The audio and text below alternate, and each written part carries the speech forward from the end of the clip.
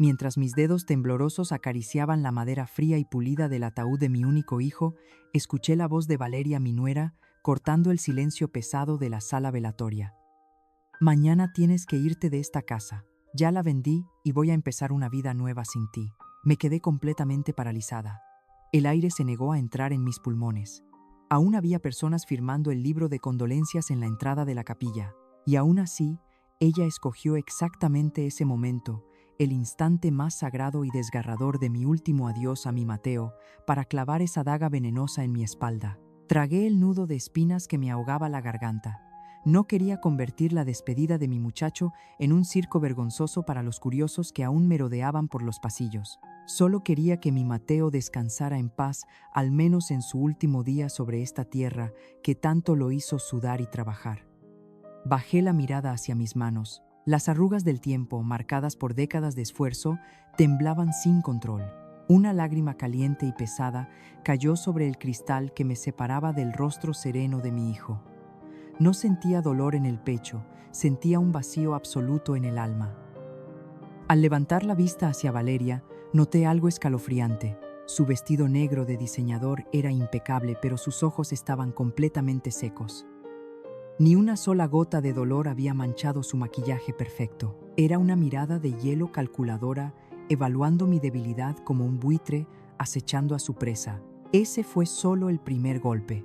La crueldad de quien crees que es tu familia puede destruir todo lo que amas, pero el karma, mis queridas amigas, siempre tiene la última palabra. Antes de continuar, te pido algo sencillo. Si esta historia toca tu corazón, en algún momento suscríbete al canal. Aquí ningún dolor se cuenta en vano.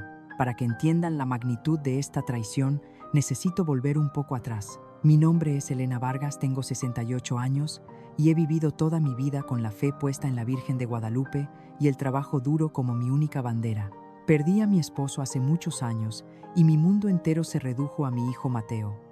Cuando él se casó con Valeria, tomé la decisión más difícil y amorosa de mi vida. Vendí la casa grande y llena de recuerdos que me dejó mi marido.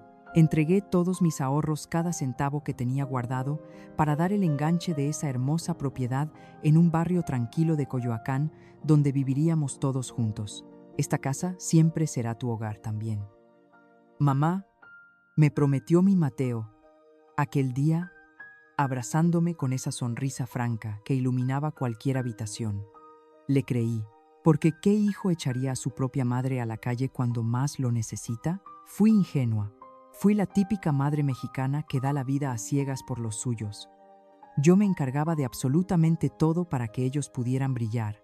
Cocinaba los platillos tradicionales que tanto le gustaban a mi nieto. Leo mantenía el piso rechinando de limpio y cuidaba el jardín trasero hasta llenarlo de rosales vibrantes. No me importaba ser la sirvienta en mi propia casa, porque para mí servir a mi familia era un acto de amor puro. Pero el veneno de Valeria comenzó a gotear lentamente, erosionando nuestra paz.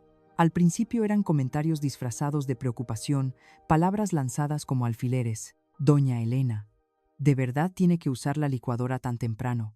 Me duele la cabeza. Horrores, me decía con una sonrisa torcida mientras se servía el desayuno que yo le preparaba. O suspiraba pesadamente cuando yo me sentaba a ver la televisión en la sala. Esta casa se está quedando muy pequeña para 3 adultos. ¿No cree? Palabras como pequeños cuchillos que yo me tragaba en silencio, ignorándolas por el inmenso amor que le tenía a mi hijo y a mi pequeño nieto. Hasta que una maldita mañana de miércoles el teléfono sonó y el mundo dejó de girar. Mi Mateo, mi hombre fuerte y trabajador de apenas 42 años, había colapsado en su oficina. Un aneurisma cerebral, dijeron los médicos. Cuando llegué corriendo por los pasillos blancos del hospital con el rosario apretado en la mano, suplicándole a Dios por un milagro, ya era tarde. El monitor era una línea plana. Mi niño se había ido. El velorio fue un infierno en vida. La iglesia estaba repleta de coronas de flores blancas y rostros consternados. Me quedé clavada en la primera fila apretando con fuerza la manita temblorosa de mi nieto Leo, de apenas 9 años. Trataba de ser una roca inquebrantable para él, mientras por dentro me estaba desangrando gota a gota.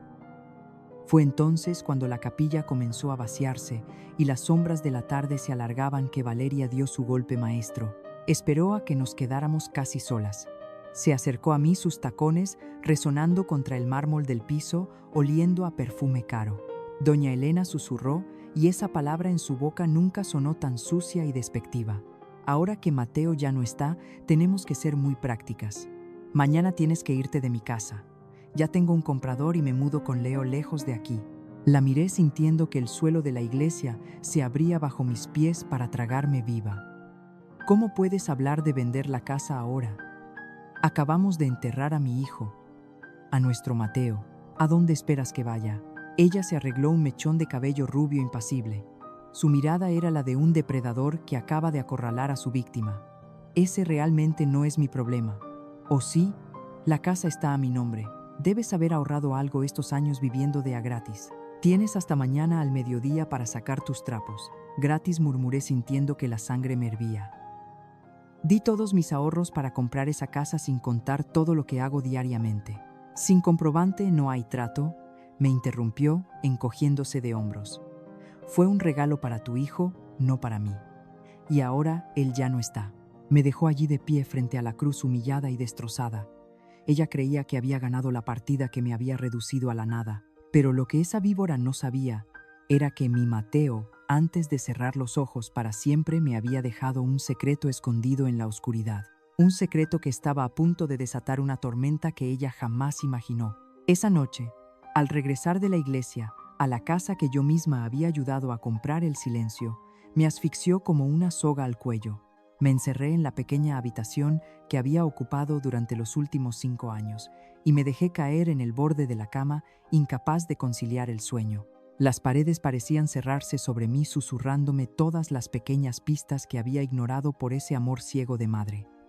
Cerré los ojos y vi mi antigua casa, aquella que vendí con tanta ilusión. Entregué el cheque de mis ahorros de toda la vida, un enganche sustancial que puse directamente en las manos de Valeria y de mi hijo, creyendo que estaba construyendo un nido seguro para mi vejez. Recordé el olor a canela de mi antigua cocina, las paredes que pintamos juntos mi esposo difunto y yo. Todo lo sacrifiqué por verlos felices. ¡Qué tonta fui! Me había convertido en el fantasma de mi propio hogar. El recuerdo de sus desprecios constantes me golpeó de frente. No fue un cambio repentino, sino un veneno lento y calculado. Primero fueron los suspiros exagerados cuando yo limpiaba los muebles que ella ensuciaba. Luego las quejas directas y afiladas. Aún escucho su voz, chillona, resonando en la cocina. Una mañana, cualquiera, doña Elena. ¿De verdad tiene que usar la licuadora tan temprano y hacer tanto ruido con sus cazuelas? Esta casa ya me está quedando muy chica para tener que soportar a 3 adultos. Esa fue la primera vez que me sentí como una absoluta arrimada, una intrusa indeseable. Me tragué las lágrimas calientes y lavé los platos en silencio, convencida de que mi paciencia y mi sumisión mantendrían unida a mi familia. Pero el desprecio no se cura con paciencia, al contrario, se alimenta de ella hasta devorarte. Y entonces llegó aquel miércoles maldito que me arrancó el alma de cuajo y me dejó vacía. La llamada del hospital destrozó mi mundo en una fracción de segundo. Mi Mateo, fuerte, sano, lleno de proyectos y con apenas 42 años, había colapsado de la nada en su trabajo. Corrí por esos pasillos estériles, tropezando con mis propios pies, rezándole a la Virgen de Guadalupe, suplicando cambiar mi vieja vida por la suya, pero llegué tarde. Mi niño ya estaba frío, mientras yo me derrumbaba sobre su pecho sin vida, gritando de dolor hasta quedarme sin voz. Valeria permanecía de pie en la esquina de la habitación. No derramó ni una sola lágrima. Miraba su reloj con impaciencia, con la mirada seca como si estuviera esperando un vuelo retrasado y no velando el cuerpo del hombre que juró amar en el altar. Ese fue el momento exacto en que debí entender que dormíamos bajo el mismo techo con el mismísimo diablo. El dolor de una madre que pierde a un hijo es un abismo que no tiene fondo, pero ser desechada como basura en el mismo momento en que lo estás llorando es una crueldad que te seca por dentro, que te pudre la esperanza. Si alguna vez te has sentido invisible dentro de tu propia familia, quédate conmigo y suscríbete. ¿Desde qué ciudad de México me estás escuchando ahora? ¿También sientes o has sentido que tu voz es silenciada en el lugar que llamas hogar? Escríbelo en los comentarios. Me encantaría saber quién está aquí, acompañándome en este trago tan amargo. No estamos solas en este oscuro camino de espinas y desilusión. Mis pensamientos y mi luto se vieron interrumpidos violentamente a la mañana siguiente. Eran apenas las 7:30 cuando 3 golpes secos y autoritarios en mi puerta me hicieron saltar del colchón. Era Valeria. No venía a consolarme ni a preguntar si había podido dormir. Venía a ejecutar su implacable sentencia. «Necesito que te largues antes del mediodía», anunció con esa frialdad que congela los huesos. «El agente de bienes raíces viene a tomar fotos a la 1. Ya no cabes aquí». Intenté apelar a la poca humanidad que creí que le quedaba. Le supliqué con la voz quebrada y las manos juntas, recordándole que yo había pagado gran parte de esa casa con mi sudor, que no tenía a dónde ir tan rápido. Ella resopló cruzándose de brazos con una mueca de asco. «Existen asilos del gobierno para personas de tu edad, Elena. Francamente, debiste prepararte mejor para tu vejez en lugar de vivir de arrimada dependiendo de mi esposo, de su esposo, de mi hijo». El coraje subió por mi garganta como bilis amarga y punzante. Mi nombre no estaba en la escritura principal, una trampa legal que ella había orquestado años atrás manipulando mi confianza. No discutí más porque con los monstruos no se razona. Me di la vuelta y comencé a empacar. 4 maletas viejas de lona y un par de cajas de cartón arrugadas. Eso era todo en lo que se resumía el valor de mi vida entera. Guardé las fotos de mi difunto marido, los dibujos de mi nieto Leo y los pequeños regalos que Mateo me daba. El resto de mis muebles y mis recuerdos se quedarían para que ella los vendiera al mejor postor. Mientras cerraba la última cremallera, con mis manos temblorosas y adoloridas por la artritis, escuché su voz desde el pasillo. Estaba hablando por teléfono con Arturo, su hermano, ese hombre de mirada turbia, que siempre me dio mala espina. Dejé la puerta entreabierta y contuve la respiración. «Por fin me libre de ella, hermanito», se reía Valeria, a carcajadas, una risa estridente que me heló la sangre. «No vas a creer en cuánto me están valuando la casa. Con eso y con los millones del seguro de vida de Mateo, no tendré que trabajar nunca más». La vieja idiota realmente se creyó el cuento de que era parte de la familia. Esas palabras no me mataron. Al contrario, encendieron una hoguera imparable en mis entrañas. Valeria creía que me había destruido, que me iría llorando con la cabeza gacha a pudrirme en algún rincón olvidado. Pero se equivocaba gravemente. Las lágrimas de tristeza se secaron de golpe, reemplazadas por una determinación fría, dura y calculadora. Agarré mi bolso viejo, apretando los puños, preparándome para salir de esa casa, no como una víctima, sino como la loba que está a punto de proteger a su manada y reclamar lo que es suyo. Esa última noche en la casa de Coyoacán fue un descenso en cámara lenta hacia los infiernos. Empacar tu vida entera a los 68 años en 4 maletas de lona desgastada es una experiencia que te arranca la dignidad a pedazos. Cada blusa, cada rebozo, cada fotografía vieja que guardaba era un recordatorio asfixiante de que mi sacrificio no había servido para absolutamente nada. Me senté en el suelo frío de la habitación rodeada de cajas de cartón arrugadas, sintiéndome exactamente como Valeria quería que me sintiera, como un mueble viejo, apolillado e inservible, que sacan a la banqueta para que se lo lleve el camión. De la basura en la madrugada. El dolor en mi pecho no era solo por la pérdida reciente y brutal de mi Mateo. Era una agonía punzante, una acidez en la boca del estómago, al darme cuenta de que había dormido bajo el mismo techo, con mi propio verdugo, cocinándole sus antojos, mientras ella planeaba fríamente mi destierro a la calle. Mientras doblaba el suéter favorito de mi difunto esposo, escuché pasos acercándose en el pasillo de Duela. Era Valeria hablando por su celular con su hermano Arturo. La puerta de mi cuarto estaba entreabierta y su voz venenosa se coló como una serpiente deslizándose en la oscuridad. «¿Que si ya se va?» «Claro que se larga mañana mismo, ya no la soporto», siseó Valeria con una frialdad espeluznante que me erizó la piel. Ya me tenía harta la mosca muerta, está siempre husmeando en mi cocina haciéndose la mártir. Voy a fumigar ese cuarto en cuanto saque sus porquerías. El dinero del seguro de vida de Mateo ya está en trámite, Arturo. Por fin vamos a vivir como merecemos, lejos del olor a garnacha de esta vieja arrimada.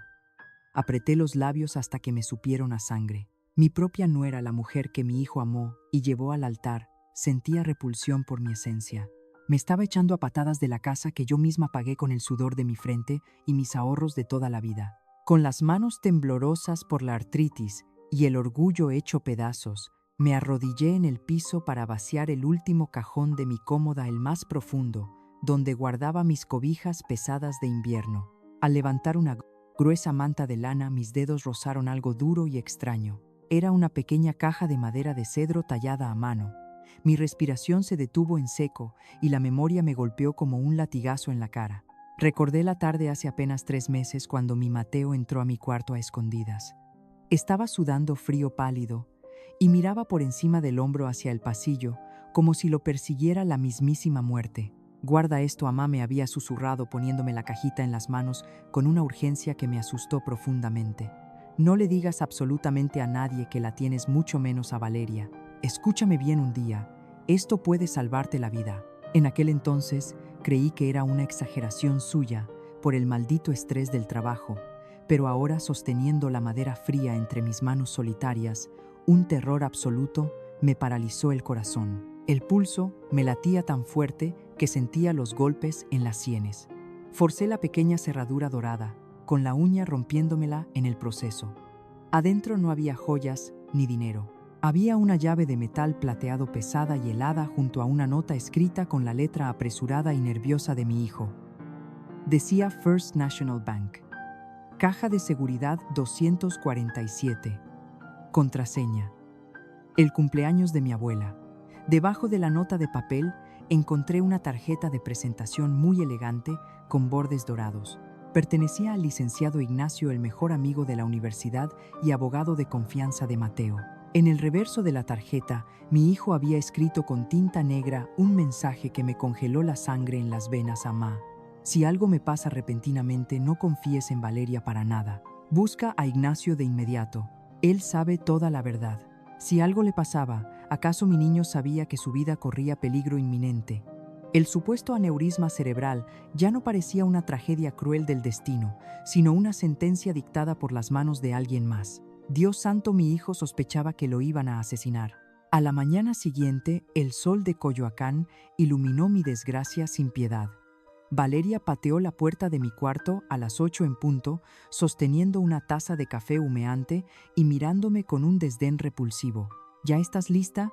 ¿O te tengo que llamar a la patrulla para que te saquen por invasión a la propiedad privada?», escupió, cruzándose de brazos. Arrastré mis 4 maletas pesadas hacia el pasillo, arrastrando con ellas mi dignidad destrozada.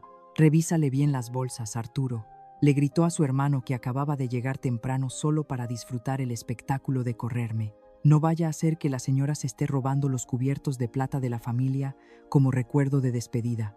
El insulto me quemó las mejillas como ácido, pero me mordí la lengua y no dije nada. Apreté la correa de mi bolso contra mi cadera, sintiendo el contorno duro de la cajita de madera en su interior. Ellos creían que me estaban tirando a la calle como a un perro callejero, pero en realidad me estaban dando el pase libre para destruirlos por completo. Justo cuando iba a cruzar el umbral de la puerta principal para no volver jamás, mi pequeño nieto Leo bajó corriendo las escaleras, tropezando con el rostro empapado en lágrimas y su pijama de superhéroes arrugada. «Abuelita, no te vayas».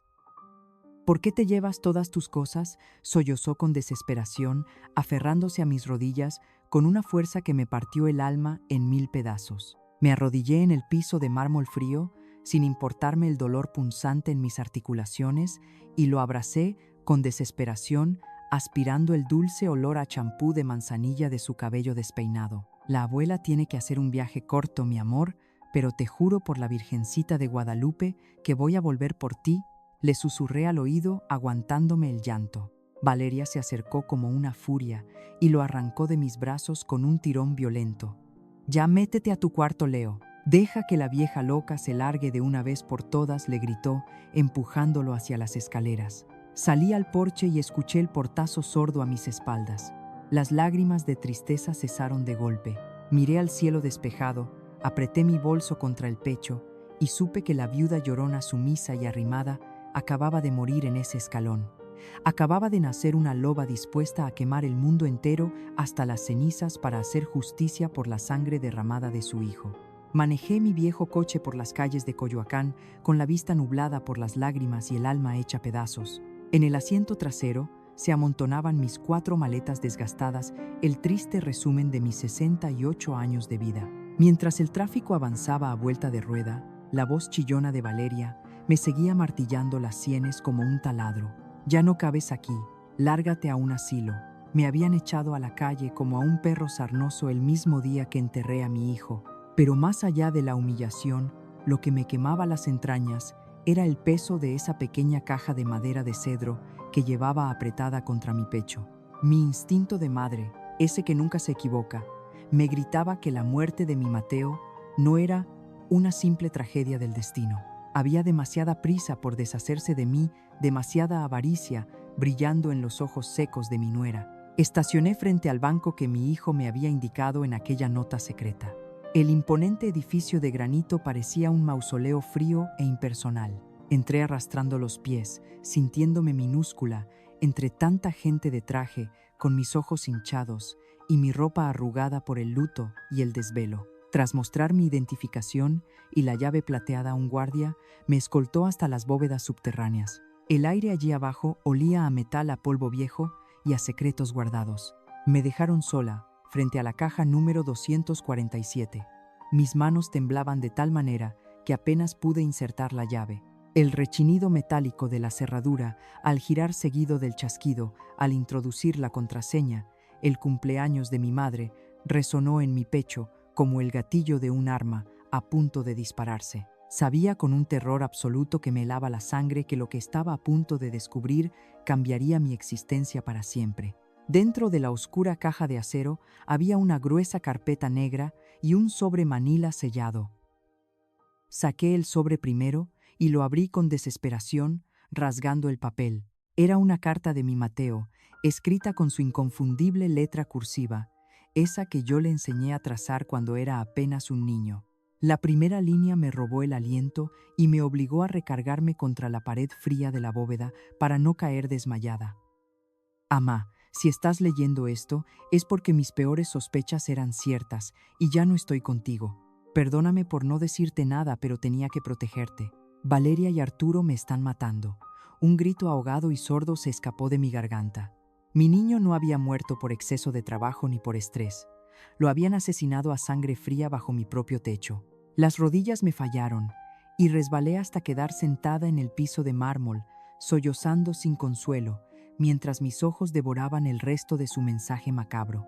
A través de mis lágrimas la carta revelaba un horror inimaginable. Mateo confesaba que meses atrás había descubierto transferencias millonarias desde su cuenta conjunta hacia paraísos fiscales, todas orquestadas por Valeria y su hermano Arturo. Al investigar en silencio, descubrió correos electrónicos donde planeaban vender la casa a mis espaldas y dejarme en la calle. Pero el descubrimiento más macabro vino después. Mateo relató cómo empezó a sufrir dolores de cabeza, insoportables mareos y una fatiga que le partía los huesos. Encontró mensajes de Arturo mencionando a un médico corrupto y un químico indetectable que imitaba a la perfección un aneurisma cerebral si se administraba en pequeñas dosis en el café matutino. Mi nuera, la misma mujer que me pedía que le cocinara sus antojos, le estaba sirviendo veneno a mi hijo en su propia mesa, gota a gota, día tras día, solo para cobrar una póliza de seguro de vida inflada. La agonía de saber que mi hijo fue consciente de su propio envenenamiento me desgarró las entrañas. ¿Por qué no huyó? ¿Por qué no llamó a la policía? La respuesta escrita en el último párrafo me hizo llorar con un dolor tan profundo que sentí que el corazón se me partía físicamente en dos. No podía confrontarlos sin pruebas contundentes, Amá, escribió mi niño. Si los asustaba, destruirían la evidencia, se llevarían a mi Leo lejos de nosotros y a ti te dejarían en la miseria absoluta. Usé el tiempo que me quedaba para documentar cada robo, grabar cada llamada y blindarte legalmente. Preferí soportar el veneno para asegurar el futuro de mi hijo y el tuyo. En la carpeta negra están todas las pruebas y las escrituras. Te amo, madre. Haz que paguen. Mateo había usado su propio cuerpo agonizante como carnada para atrapar a sus asesinos y protegernos. Se inmoló por amor a nosotros. Con los ojos inyectados en sangre y el rostro empapado en lágrimas, abrí la carpeta negra. Ahí estaba, frente a mi vista nublada, el contrato notariado que reconocía mi aportación económica y me otorgaba el derecho vitalicio e irrenunciable sobre la casa de Coyoacán. Esa misma casa de donde la muy cínica me acababa de echar a gritos sintiéndose la dueña absoluta. También había un pequeño dispositivo USB que contenía las grabaciones y los correos que los incriminaban directamente y un testamento de emergencia donde Mateo me nombraba albacea y tutora legal de mi nieto Leo. Valeria creía que me había arrebatado todo, que me había cortado las alas, pero ignoraba que mi hijo muerto me acababa de entregar en las manos la espada afilada de la justicia. La tristeza aplastante se evaporó de mi cuerpo en un instante. Un fuego abrasador alimentado por el coraje de una madre a la que le han asesinado a su cría, me incendió el alma por completo. Me levanté del piso de mármol, me sequé las lágrimas con el dorso de la mano y guardé cada papel en mi bolso como si fueran reliquias sagradas. Mi dolor se había transformado en una furia pura, fría y calculadora. Saqué mi teléfono celular y con los dedos firmes marqué el número de la tarjeta del licenciado Ignacio. Cuando escuché su voz profesional al otro lado de la línea, no titubeé ni un solo segundo. Licenciado, soy Elena Vargas, la madre de Mateo, pronuncié con una voz de hierro, una voz que no reconocí como mía, pero que resonó con la fuerza de un huracán. Tengo la caja fuerte, tengo las pruebas, y quiero a esos asesinos en la cárcel hoy mismo. Vamos a destruir a Valeria. El juego apenas comenzaba, y la loba estaba lista para cazar. Salí de la bóveda del banco pisando con una firmeza que no sentía desde hacía años. El dolor asfixiante que me había mantenido encorvada durante el velorio de mi hijo se había evaporado, dejando en su lugar una furia ardiente, un coraje inmenso que me quemaba la sangre y me enderezaba la espalda. Manejé mi viejo coche por las caóticas calles de la Ciudad de México hasta llegar al elegante despacho del licenciado Ignacio en Polanco. Mientras subía en el elevador, apretaba la carpeta negra contra mi pecho como si fuera un escudo impenetrable. Atrás quedaba la pobre suegra sumisa que agachaba la cabeza para no incomodar. La mujer que entró por esas puertas de cristal era una fiera herida, dispuesta a arrancar cabezas. Entré a ese edificio siendo una viuda desolada, derrotada y sin rumbo, y salí convertida en el peor tormento de la mujer que me arrebató a mi cría. Ignacio me recibió de inmediato, cancelando todas sus citas al ver mi rostro desencajado por la urgencia. Sin decir una sola palabra, dejé caer la pequeña caja de cedro y la pesada carpeta sobre su impecable escritorio de caoba. Cuando leyó la última carta de Mateo, vi cómo la sangre abandonaba su rostro en un instante. Sus manos, siempre tan seguras en los tribunales, comenzaron a temblar visiblemente mientras se quitaba los lentes. Dios santo, doña Elena, me lo envenenaron, murmuró con la voz quebrada por el horror. Mateo sospechaba de un fraude, de un robo descarado en las cuentas de la empresa, pero nunca imaginamos que llegarían a esto. Esta mujer no es una viuda de luto, es un maldito monstruo, una viuda negra. Las palabras del abogado confirmaron mi peor pesadilla, materializando el mal absoluto que había anidado, comido y dormido en mi propia casa. Con manos ágiles pero nerviosas, Ignacio conectó la memoria USB a su computadora portátil. El silencio en la oficina era sepulcral hasta que la voz de Valeria llenó el espacio. Era una grabación telefónica clandestina entre ella y su hermano Arturo. La escuché reírse. Mis queridas amigas, la escuché carcajearse con total cinismo, mientras decía con desprecio: el teatrito de sus migrañas ya me tiene harta, Arturo. Se la pasa quejándose todo el santo día. ¿Cuánto le falta a la dosis de ese doctorucho para que le reviente la cabeza de una vez? Ya me urge cobrar la póliza millonaria, vender la casa y botar a la vieja a la calle de una buena vez. Escuchar su voz destilando tanto veneno, tratando la vida de mi hijo como un simple estorbo financiero, me provocó náuseas físicas. El estómago se me contrajo con violencia. Mi niño estaba siendo asesinado a pausas, consumiéndose de dolor en su propia cama, y yo, ciega y estúpida, le servía el desayuno a su verdugo todas las mañanas con una sonrisa. La verdad te libera, dicen los sabios, pero primero te hace pedazos el alma. Escuchar hasta el final es el primer paso para no callar nunca más. Si estás del lado de la verdad y crees en la justicia divina y terrenal, deja tu like para fortalecer esta historia. ¿Tú cómo reaccionarías si estuvieras en mis zapatos, escuchando a la asesina de tu propio hijo quejarse de su lenta agonía? El despertar de una mujer traicionada es una fuerza imparable de la naturaleza. En ese instante, con las lágrimas completamente secas y las uñas clavadas en las palmas de mis manos, juré por la memoria bendita de mi Mateo, que no descansaría ni un solo segundo hasta ver a Valeria arrastrándose en la miseria hundida en el rincón más frío y solitario de una celda. No le iba a dejar ni el aliento. Ignacio, recuperando su instinto de tiburón legal, comenzó a repasar los correos impresos. Señaló unas transferencias ocultas hacia cuentas en las Islas Caimán y pagos regulares a un tal doctor Martín Robles. «Conozco a este infeliz», gruñó el abogado, golpeando la mesa con el puño cerrado. «Le quitaron la licencia hace años por prácticas cuestionables. Seguramente les vendió un químico indetectable que al acumularse en la sangre debilita las paredes arteriales hasta provocar exactamente un aneurisma. La perversidad del plan me dejó sin aliento». «Doña Elena», me dijo Ignacio mirándome fijamente con una frialdad profesional que me ancló a la realidad, «tenemos un caso criminal absolutamente sólido, pero también tenemos que recuperar su casa y proteger al pequeño Leo. Valeria cree que usted está desamparada y derrotada en la calle. Vamos a usar su maldita soberbia en su contra». En ese mismo instante, el abogado comenzó a redactar una orden de restricción de emergencia para bloquear la venta de mi casa. Y lo más importante de todo, congelar de inmediato el cobro de la jugosa póliza del seguro de vida. Le íbamos a cortar el oxígeno financiero de un solo tajo. Antes de que me levantara de la silla, Ignacio abrió un cajón y me entregó un sobre manila con un juego de llaves brillantes. «Mateo rentó un departamento céntrico y discreto hace 3 meses a mi nombre previendo que la echarían como lo hicieron», me explicó, con una sonrisa triste y llena de admiración por su amigo. «Vaya allí, doña Elena. No vuelva a la casa bajo ninguna circunstancia. Esa mujer es sumamente peligrosa, y si sospecha que sabemos la verdad, podría intentar lastimarla o huir del país con su nieto». Tomé las llaves sintiendo el último abrazo protector de mi hijo, acariciándome desde el más allá. El peso de su inmenso sacrificio me llenó de una responsabilidad sagrada. No se trataba solo de buscar una venganza sangrienta.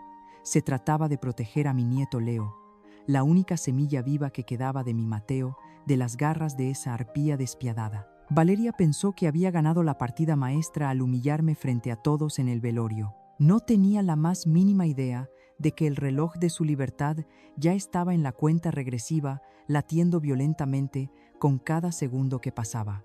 Me paré frente al enorme ventanal del despacho, observando la inmensa marea de la Ciudad de México, bajo un cielo gris que anunciaba una tormenta, y le susurré a la nada con una voz que parecía venir de otra vida. «Prepárate, Valeria, disfruta tus últimas horas de libertad, porque la vieja arrimada que corriste como a un perro es el huracán que va a arrasar con tu vida entera». Llegué al departamento en la colonia Roma que mi Mateo había preparado en secreto. Era un espacio pequeño, pero olía a limpio, olía a él. En la alacena había despensa, y en la mesa una nota escrita de su puño y letra, para que empieces de nuevo si lo necesitas. «Te amo, mamá». El llanto me traicionó de nuevo, pero no tuve mucho tiempo para lamentarme. Mi celular vibró en mi bolsa con esa estridencia que te hiela la sangre. Era un mensaje de Valeria. «Elena, dejaste tus chácharas arrumbadas en el cuarto. Si no vienes por ellas mañana a primera hora, se las regalo a la caridad. Y pásame tu nueva dirección, necesito que me firmes los papeles del seguro de Mateo. No te hagas la tonta que no tengo tu tiempo». La bilis me subió a la garganta. Esa maldita sanguijuela acababa de enterrar a su marido y ya estaba exigiendo mi firma para llenarse los bolsillos con el precio de su sangre. No le contesté. La dejé que se ahogara en su propia soberbia, creyendo que yo seguía siendo la vieja sumisa de siempre. Esa misma tarde el licenciado Ignacio me presentó al detective García, un hombre de mirada dura y pocas palabras, de esos policías judiciales que ya se las saben de todas. Nos reunimos en la sala del departamento.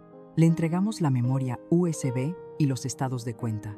Cuando el detective vio el nombre del doctor Martín Robles, soltó una maldición por lo bajo y golpeó la mesa. «Este infeliz perdió su cédula médica por prácticas cuestionables», nos explicó con la mandíbula apretada. «Lo que le dieron a su hijo, doña Elena, no fue un veneno cualquiera.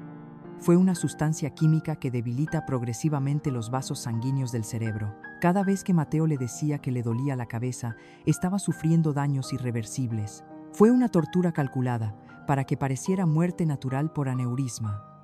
Sentí que el piso desaparecía. Me llevé las manos a la cara, ahogando un grito de dolor. Mi niño fue torturado a fuego lento bajo mi propio techo. La culpa me devoraba viva por no haberme dado cuenta de su calvario. Las engranajes de la justicia comenzaron a moverse con una rapidez brutal. El detective consiguió una orden de cateo de emergencia basándose en las grabaciones donde Arturo y Valeria hablaban de comprar la medicina y acelerar el seguro. Me pidieron que me quedara encerrada en el departamento a salvo. Las horas siguientes fueron un infierno de incertidumbre. Caminaba de pared a pared, desgranando el rosario entre mis dedos entumecidos. De pronto el timbre de mi celular cortó el silencio como un cuchillo afilado. No era Ignacio, era la directora de la escuela de Leo.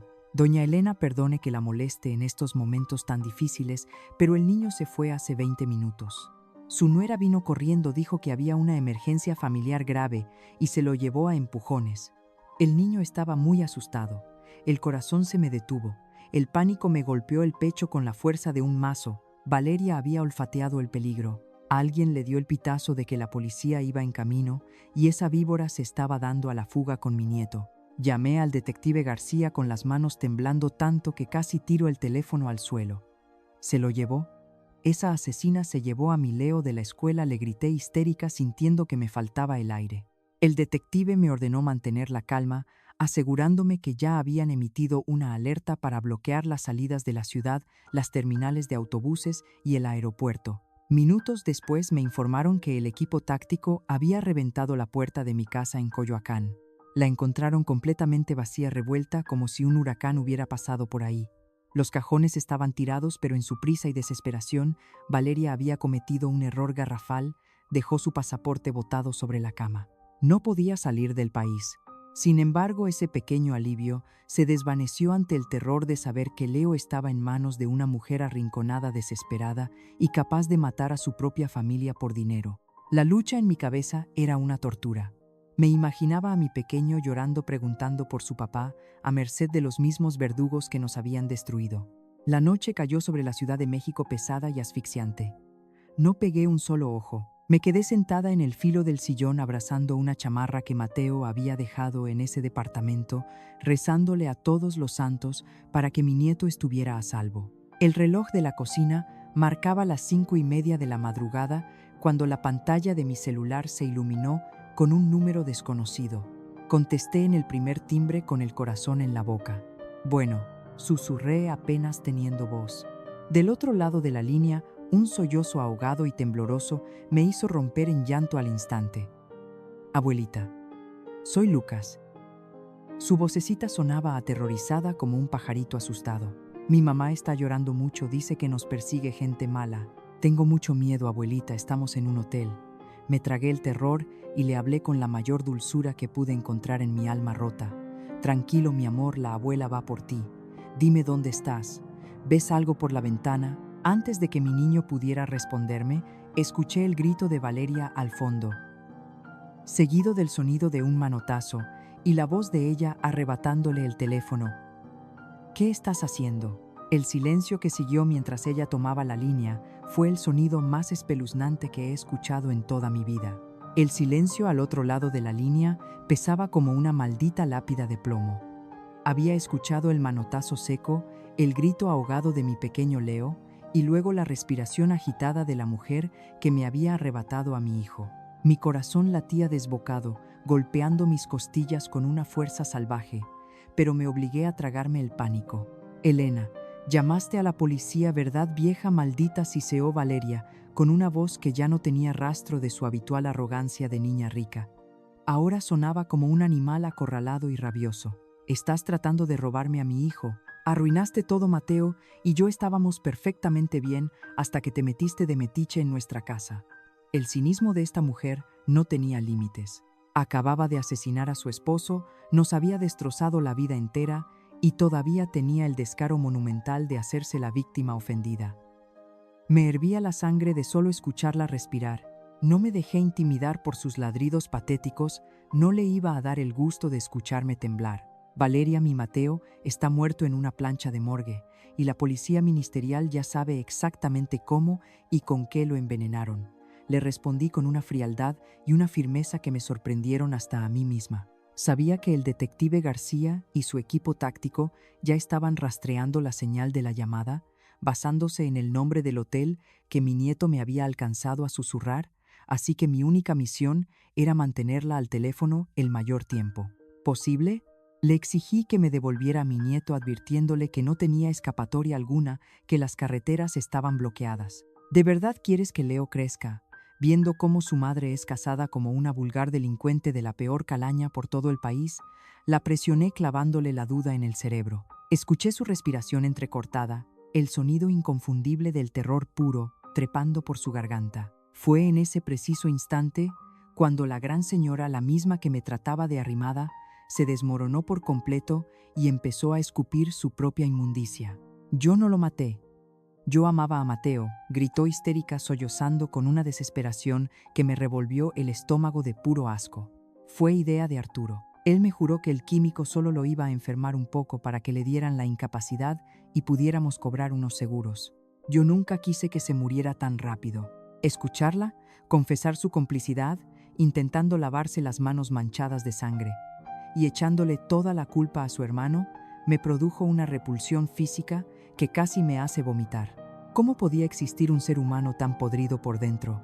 Yo me imaginaba a mi hijo quejándose de sus dolores de cabeza en la mesa de la cocina, mientras ella, con su cara de mosca muerta, le servía el café envenenado y lo miraba sufrir, sabiendo que lo estaba matando a pausas. Tuve que morderme el puño, encajarme las uñas en la palma de la mano, para no gritarle todas las maldiciones que se me venían a la lengua, porque mi prioridad no era mi justa venganza, era rescatar a mi niño de las garras de esa arpía. Si de verdad Arturo fue el cerebro de esta atrocidad, entonces entrégate, Valeria. No hundas más tu propia vida arrastrando a Leo a ser un prófugo de la justicia. La manipulé usando la táctica más fría e hipócrita que pude encontrar en mi mente destrozada. Mientras yo hablaba sin pausas, el detective García me hacía señas frenéticas con la mano desde el otro lado de la sala del departamento, mostrándome un papel que decía con letras rojas: ubicación confirmada, hotel a las afueras, equipo táctico en posición. Es demasiado tarde. Elena, nadie me va a creer ahora, me van a refundir en la cárcel para siempre. Lloriqueaba ella con esa voz patética que me daba una lástima repulsiva y una rabia feroz al mismo tiempo.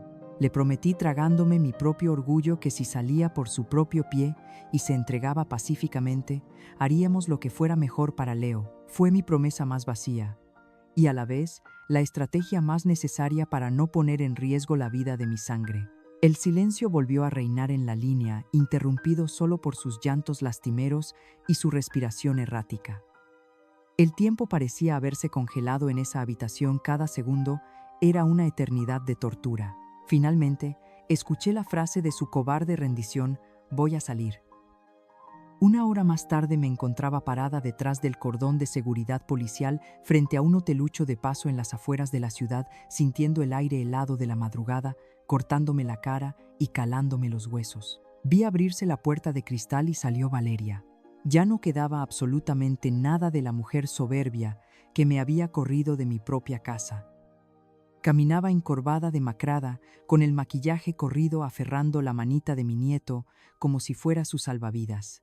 Los agentes de la fiscalía la rodearon de inmediato y le leyeron sus derechos mientras le ponían las esposas frías en las muñecas. Otro oficial tomó a mi Leo con cuidado y lo guió rápidamente hacia donde yo estaba parada, temblando de pies a cabeza.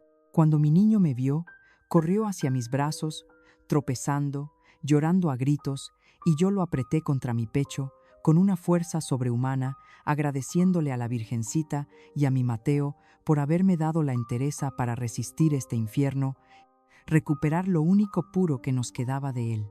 El juicio comenzó en una mañana helada de enero, de esas que te calan los huesos y te recuerdan que el invierno en la Ciudad de México no perdona. Llegar a los juzgados fue atravesar un circo mediático repugnante.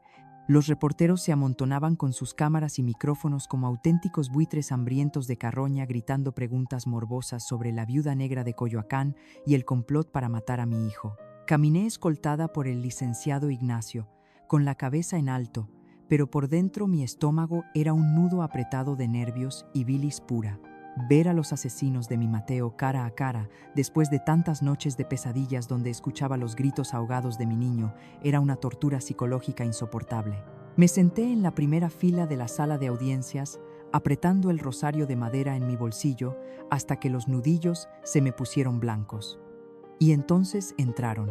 Arturo lucía su habitual arrogancia de niño bien, aunque el uniforme beige del reclusorio le quitaba todo el glamour y lo hacía ver como lo que realmente era una basura humana.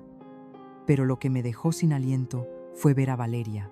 Ya no era la fiera indomable de marca cara que me corrió de mi casa a gritos. Antes de que el juez diera el primer martillazo, Ignacio se inclinó hacia mí y me susurró al oído el secreto más asqueroso de toda esta tragedia. La muy cobarde había llegado a un acuerdo con la fiscalía. Para salvar su propio pellejo y buscar una condena menor, Valeria iba a testificar en contra de su propio hermano. Esa era la calaña de mujer con la que mi hijo compartía la cama. Una traidora profesional que no dudó en envenenar a su marido por unos pesos sucios y que ahora entregaba en bandeja de plata a su cómplice de sangre para no pudrirse el resto de sus días tras las rejas. Cuando Valeria pasó frente al banquillo de los acusados rumbo al estrado, Arturo le clavó una mirada cargada de tanto odio, de un rencor tan oscuro y venenoso, que los guardias de seguridad tuvieron que dar un paso al frente para advertirle que ni se moviera. Era poético, casi un castigo divino, ver cómo las ratas se devoraban entre ellas en cuanto el barco se empezaba a hundir. Me acomodé en el asiento de madera, preparándome el estómago para escuchar el festival de mentiras y excusas que esa víbora estaba por escupir frente al jurado para salvar su pescuezo. Valeria juró decir la verdad con la mano temblorosa sobre la Biblia, un acto de pura hipocresía que seguramente hizo llorar a los santos del cielo. Su testimonio fue una asquerosa obra de teatro digna de un premio de telenovela barata. Con la voz quebrada y lágrimas de cocodrilo rodando por sus mejillas pálidas, juró que todo el plan macabro había sido una maquinación exclusiva de Arturo. Narró haciéndose la mártir cómo su hermano había contactado al doctorucho corrupto para conseguir la sustancia y cómo él mismo se encargaba de planear la dosis. Yo le suplicaba que nos detuviéramos, pero él me amenazó. Yo tenía mucho miedo. Sollozó frente al micrófono intentando dar lástima. ¡Qué descaro tan monumental y repulsivo! La muy cínica intentaba venderse ante el juez como una víctima indefensa y aterrada por las circunstancias. Pero el fiscal, sin dejarse conmover ni un milímetro por su berrinche de quinta, la acorraló sin piedad con una pregunta letal. Pero usted sabía perfectamente que a su esposo lo estaban envenenando en su propia mesa y no hizo absolutamente nada para detenerlo. El silencio de Valeria, su cabeza gacha y su patético murmullo, admitiendo que no hizo nada, resonaron en la sala como la confesión más vil y despiadada de la historia humana. Cuando llegó mi turno de subir al estrado de los testigos, las rodillas me temblaban como gelatina, pero mi alma de madre mexicana estaba forjada en puro acero inoxidable. Hablé del inmenso sacrificio de mi Mateo, de sus dolores de cabeza punzantes, de la fatiga que le partía los huesos y de esa caja de madera de cedro que me entregó a escondidas porque en el fondo sabía que lo estaban cazando como a un animal. Fue entonces cuando el abogado de la defensa de Arturo, un hombrecillo de traje caro y mirada prepotente, intentó despedazarme vivo. Quiso pintarme ante el jurado como la clásica suegra metiche, amargada y resentida, insinuando venenosamente que yo había inventado todo este circo mediático por puro odio hacia mi nuera y para quedarme cómodamente con la custodia de mi nieto y los millones del seguro de vida. Me hervía la sangre de pura rabia ante semejante insulto a la memoria sagrada de mi difunto hijo. Lo miré fijamente a los ojos, clavándole una mirada fulminante que lo hizo tragar saliva, y le respondí con la voz amplificada por años de dolor. A mí no me interesan sus asquerosos millones, señor abogado. Lo que yo quería era a mi hijo vivo, respirando, viendo crecer a mi nieto. Lo que tengo ahora es un niño traumatizado que llora por las noches y una tumba fría en el cementerio de Coyoacán. No hay absolutamente nada de conveniente en ser la madre de un hombre asesinado por la avaricia de su propia familia. Mis palabras cayeron como bloques de cemento armado sobre el jurado, aplastando cualquier duda que la defensa quisiera sembrar.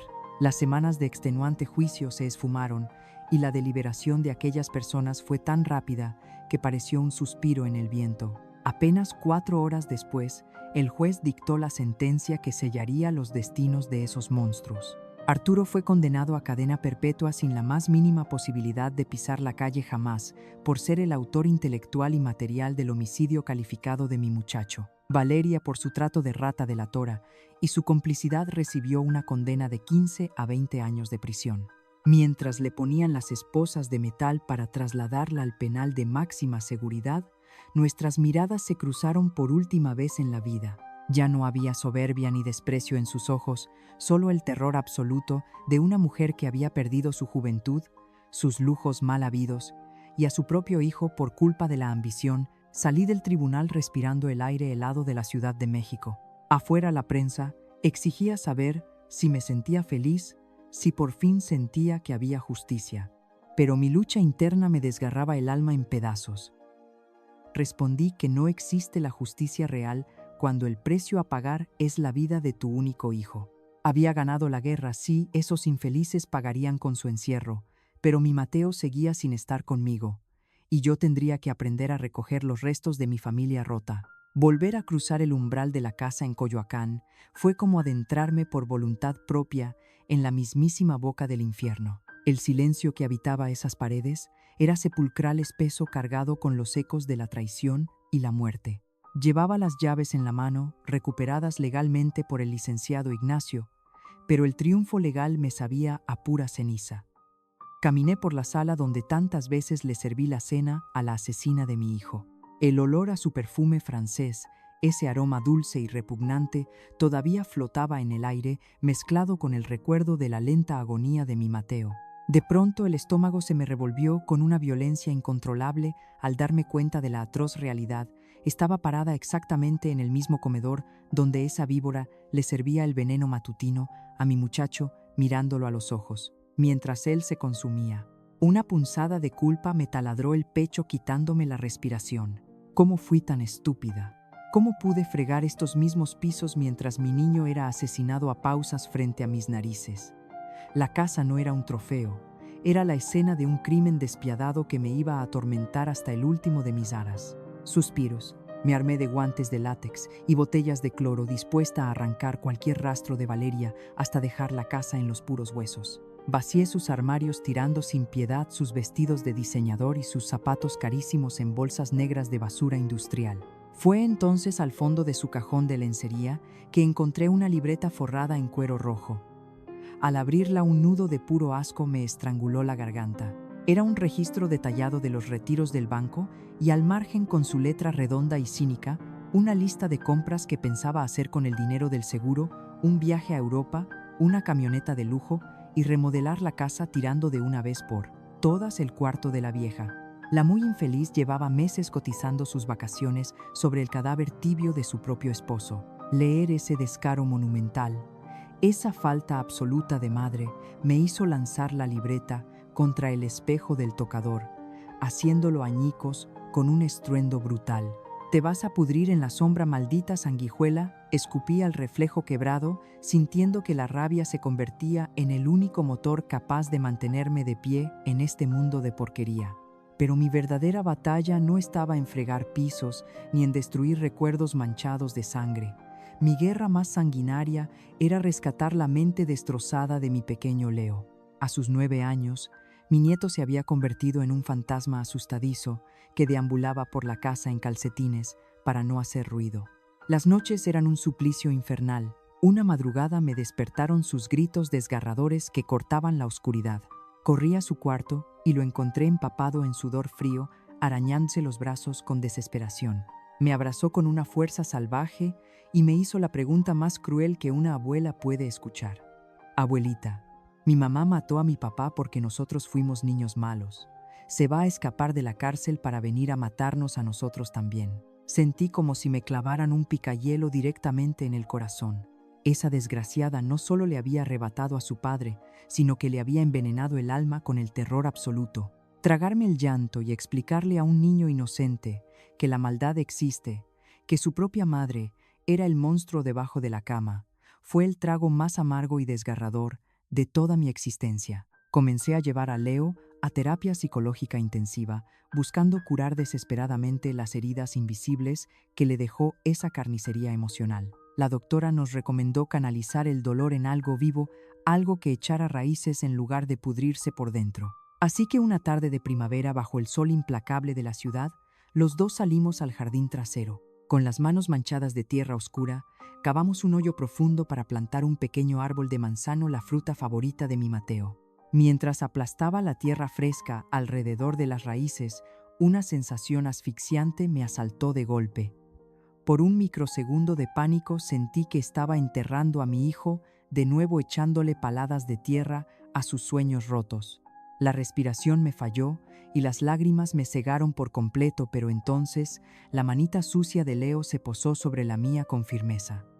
«Va a crecer bien fuerte, abuela, como mi papá», susurró con una madurez que me partió el alma. En ese momento, arrodillada sobre esa tierra húmeda, le hice un juramento de sangre a mi muchacho: nadie jamás volvería a lastimar a nuestra semilla. Yo sería su escudo, su espada y su fiera defensora, costara lo que costara. Buscando una tabla de salvación para no ahogarme en mi propia amargura, comencé a asistir a un grupo de apoyo para familiares en duelo en una parroquia del centro de Coyoacán. Al principio, me sentía completamente fuera de lugar, una intrusa con un secreto macabro. Las señoras lloraban por enfermedades o accidentes de tráfico. Tragedias dolorosas, sí, pero limpias. Yo no podía pararme frente a ellas y decir: a mi hijo lo envenenó su esposa gota a gota para irse de compras. Me carcomía el aislamiento, hasta que una tarde un hombre mayor de voz grave y mirada cansada, don Roberto, tomó la palabra apretando los puños. Mi hija no se murió por voluntad de Dios, dijo con una crudeza que hizo eco. En las paredes de la sala la mató a golpes el animal que decía amarla, y a veces siento que la religión no me alcanza para perdonar, solo me alcanza para no volverme loco. Escuchar esa verdad tan brutal, tan desprovista de consuelos baratos y rezos vacíos, fue como un balde de agua helada que me regresó a la vida. Roberto y yo nos miramos desde lados opuestos del salón, y en esa mirada compartimos el código secreto de los sobrevivientes, el de los que cargan con muertos que claman justicia. A través de los meses, Roberto se convirtió en mi roca inquebrantable. Era viudo, criaba a su nieta huérfana, y entendía perfectamente el peso aplastante de criar a un niño con el corazón hecho pedazos por la violencia. Empezamos a compartir cafés de olla por las tardes mientras Leo jugaba con su nieta en el parque. Poco a poco, casi sin darnos cuenta, las risas volvieron a colarse por las rendijas de mi casa. Las paredes que antes apestaban a muerte y traición, ahora se llenaban con el aroma del pan dulce y las caricaturas del domingo por la mañana. Habíamos sobrevivido al veneno mortal, habíamos desenterrado las raíces podridas y estábamos floreciendo contra todo pronóstico. La paz parecía por fin haberse instalado en nuestra trinchera, un bálsamo profundamente necesario tras tanta masacre. Sin embargo, el destino tiene un sentido del humor muy perverso y nunca te deja bajar la guardia por completo. Justo cuando creía que el pasado oscuro estaba sepultado bajo 3 metros de tierra y concreto, el cartero llamó a mi puerta una mañana de sábado. Me entregó un sobre amarillo arrugado y manchado con el sello oficial del Penal Estatal Femenil. Mi sangre se congeló de golpe al leer el remitente: Valeria. El monstruo estaba tocando a mi puerta desde su celda y la pesadilla amenazaba con devorarnos una vez más. Tener ese sobre arrugado del Penal Estatal Femenil entre mis manos temblorosas me revolvió el estómago con la misma violencia que el primer día. Valeria, el nombre de la asesina de mi hijo, escrito con su puño y letra, invadiendo mi paz otra vez. ¿Qué demonios quería ahora la muy cínica? Dinero para la tienda de la cárcel, pedir perdón para que el juez le rebajara la condena por supuesta buena conducta y salir a caminar por las calles como si no hubiera destrozado nuestra familia. Me senté en el comedor, exactamente en el mismo lugar donde ella le servía el veneno a mi Mateo, sintiendo un asco tan profundo que me dieron ganas de prenderle fuego al maldito papel sin abrirlo. Esa mujer me había escupido en la cara. Me había llamado vieja arrimada en el funeral de mi propia sangre, y ahora se atrevía a mandar sus miserias por correspondencia. Roberto, que estaba preparando el desayuno en la cocina, se acercó al ver mi palidez repentina. Puso su mano grande y callosa sobre la mía, sintiendo cómo me temblaba el pulso de pura rabia contenida. Si quieres, la tiramos a la basura, mi reina. No le debes ni el saludo ni el tiempo a ese monstruo, me dijo con esa voz ronca, que siempre me daba una inmensa paz. Pero mi instinto de madre loba, esa necedad mexicana, que no nos deja quedarnos con la espina clavada, me obligó a rasgar el papel. Necesitaba saber qué veneno nuevo estaba escupiendo desde su encierro. Leí sus palabras en voz alta y, para mi absoluta sorpresa, no había soberbia ni exigencias ni ese tono de niña rica caprichosa. Valeria escribió que había renunciado a su última audiencia de apelación. Voy a cumplir mis 15 años completos, Elena, porque sé que es lo mínimo que merezco por el infierno en el que los metí. No te pido perdón, porque soy imperdonable, pero te agradezco por no enseñarle a Leo a odiarme, decía la muy infeliz. Escuchar esa rendición total, esa derrota absoluta de la mujer que me echó a la calle como a un perro sarnoso, fue el golpe de gracia. Ella, la que se creía de la alta sociedad, la que planeaba gastarse los millones del seguro de mi hijo en viajes a Europa, ahora dormía en una celda de 2 por 2 metros, rodeada de humedad, frío y desesperación. No sentí lástima, mis queridas amigas, a los monstruos no se les tiene lástima ni por equivocación. Pero sentí que por fin la soga que me asfixiaba el cuello se rompía para siempre. Tomé una pluma y le respondí con la frialdad de un témpano de hielo. No hay perdón para quien asesina a sangre fría. Cumple tu condena, y que Dios te perdone si quiere, porque yo no lo haré jamás. A mi nieto lo crío yo y solo él decidirá si algún día quiere ver a la mujer que destruyó a su padre. Metí la carta al buzón y cerré ese capítulo negro de mi vida con un candado de acero puro. 3 años volaron desde aquel día. El tiempo es el único juez implacable que no acepta sobornos de nadie. Mi Leo ya es todo un adolescente de 15 años, alto, de hombros anchos y con esa misma sonrisa chueca que tenía mi Mateo. Una tarde de domingo lo encontré sentado frente al árbol de manzano que plantamos juntos en el jardín, el cual ya estaba dando sus primeros frutos rojos y jugosos. Me senté a su lado sintiendo el crujir de mis rodillas cansadas por los años y las crueles batallas. Abuela, me dijo, sin dejar de mirar el árbol con una voz profunda, que ya era de un hombrecito, hoy vinieron del reclusorio a la escuela a dar una plática sobre prevención del delito, y pensé mucho en ella. Se refería a Valeria, por supuesto. Se me heló la sangre por un segundo, temiendo que el rencor lo estuviera carcomiendo por dentro. A veces me da tristeza pensar que mi propia madre está encerrada en ese agujero, continuó mi niño mirándome directamente a los ojos con una intensidad que me hizo tragar saliva con dificultad. Pero luego me acuerdo de mi papá, de cómo lo traicionó, de cómo lo envenenaba mientras me sonreía. Y me doy cuenta de que prefiero tenerte a ti, que eres mi verdadera madre, mi guerrera, que a alguien que no supo valorar el amor y prefirió el dinero sucio. Tú me salvaste, abuela. Escuchar a mi nieto con esa madurez tan dolorosa, pero tan firme, me hizo soltar un llanto silencioso de pura gratitud.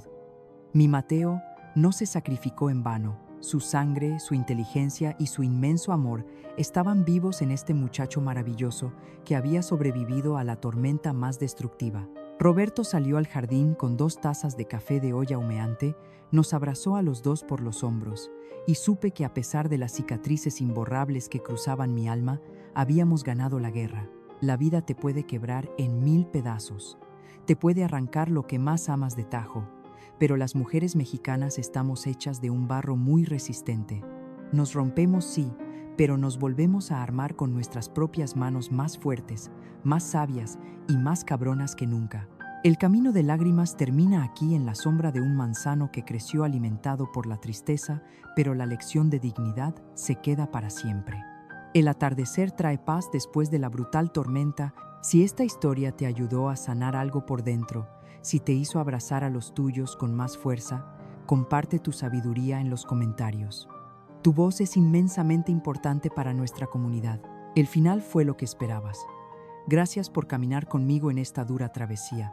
No olvides dejar tu like y compartir este mensaje con alguna amiga que necesite recordar lo fuerte que realmente es. La historia que acabas de escuchar es una obra de ficción creada estrictamente con fines de entretenimiento y reflexión.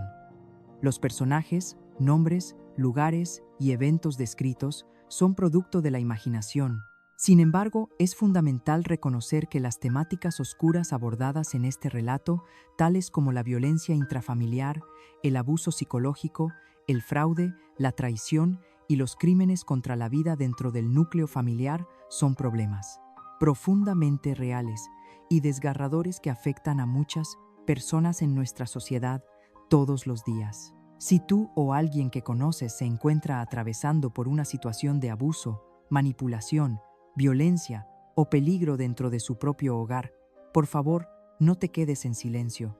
Busca ayuda inmediatamente acercándote a las autoridades competentes de tu localidad, a instituciones oficiales de apoyo a la familia o a personas de tu entera confianza. Recuerda que nunca estás sola y que pedir ayuda es el primer y más valiente paso para recuperar tu vida, tu dignidad y tu seguridad.